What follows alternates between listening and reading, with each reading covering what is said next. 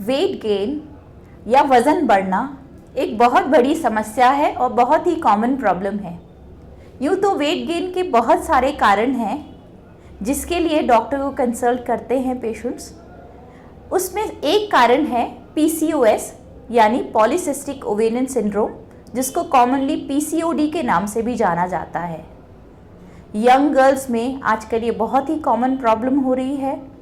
मेरे clinical practice के दौरान बहुत सारे पेशेंट्स इस बीमारी के लिए कंसल्ट करते हैं। बहुत बहुत स्वागत है मेरे चैनल डॉक्टर रश्मि होम्योपैथी में, और मैं हूँ डॉक्टर रश्मि। और चलिए आज बात करते हैं PCOS को लेकर।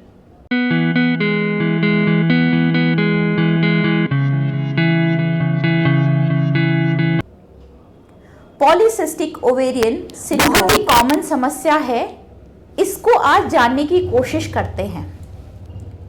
पॉलीसिस्टिक, जिससे आप समझ रहे होंगे इसका मतलब मल्टीपल सिस्ट, और कहाँ?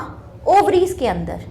यूजुअली फीमेल्स में, ये यंग गर्ल्स में बहुत जल्दी डायग्नोज होती है।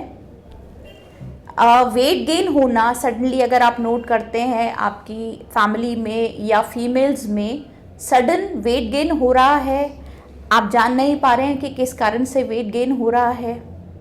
फेस पे फेशियल हेयर्स आना कॉमनली, उसका कारण बहुत सारा कारण होते हैं, लेकिन उसमें मोस्ट कॉमन कारण जो आता है वो पॉलीसिस्टिक ओवेरियन सिंड्रोम की वजह से होता है। सडन मूड स्विंग्स, मूड्स का चेंज हो जाना, डिप्रेशन आना, नींद, ड्राउजीनेस रहना, वीकनेस आना, मेंस्ट्रुअल इरेगुलरिटीज़ होना, पीरियड्स में दर्द आना, ऐसी बहुत सी कॉमन सिम्टम्स इसमें होते हैं। इसमें देखा गया है कि इसको हम लिंक करते हैं इंसुलिन हार्मोन से। इंसुलिन एक हार्मोन है जो हमारी ग्लूकोज को रेगुलेट करता है, हमारे टिश्यूज़ में ग्लूकोज अपटेक को सहायता करता है। इसी की इम्प्रोप्रिएट सिक्रीशन या एक्शन द्वारा ही ये चीज़ इनिशिएट होती है।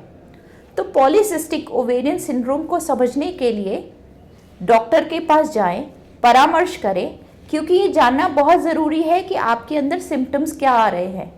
यूजुअली क्लिनिकल प्रैक्टिस में जब पेशेंट्स आते हैं यंग गर्ल्स में, वेट गेन लेके आते हैं, फेशियल हेयर्स हैं, एक्ने लेकर आ रहे हैं, हेयर लॉस हो रहा है, या बहुत सारे कारण हैं, स्किन की, इवन एल्बोज़ की डार्कनिंग हो रही है, तो इसके लिए टेस्ट करवाते हैं।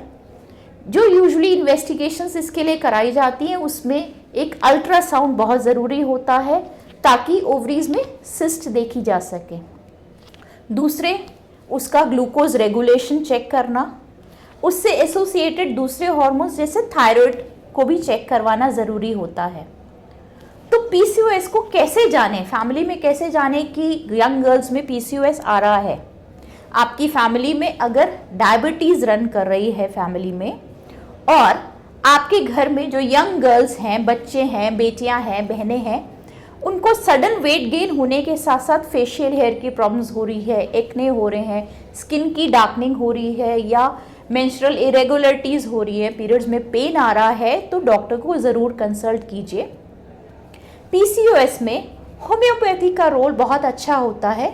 यूजुअली कन्वेंशनल ट्रीटमेंट में जो मेडिसिन्स यूज़ होती हैं उसमें हार्मोनल टैबलेट्स यूज़ होती हैं, जैसे OCPs, जिससे फॉल्स पीरियड आते हैं, लेकिन एक्चुअली में PCOS ट्रीट नहीं हो रहा होता और उसके साइड इफ़ेक्ट्स भी बहुत होते हैं।